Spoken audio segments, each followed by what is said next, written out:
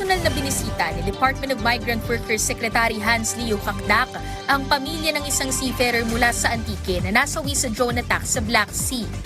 Ayon kay Secretary Kakdak, binisita niya ang asawa at mga minor de edad na anak ng seafarer kasama ang ilang personal ng DMW at Overseas Workers Welfare Administration para ipaabot ang pagkiramay at pagbigay ng paunang tulong pinansyal.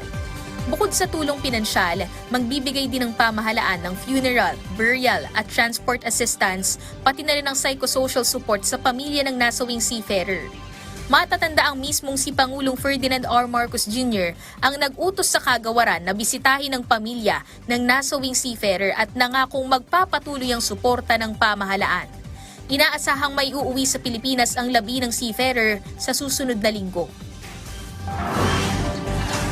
Inilunsad naman ng Department of Trade and Industry ang Youth Enterprise Fund na makapagbibigay ng maayos na puhunan sa mga batang negosyante. Ayon kay Secretary Maria Cristina Roque, nasa 1 bilyong pisong pondo ang inilaan ng kagawaran para sa nasabing programa. Maaari naman itong i-avail sa pamamagitan ng lending arm nito na Small Business Corporation o SB Corp.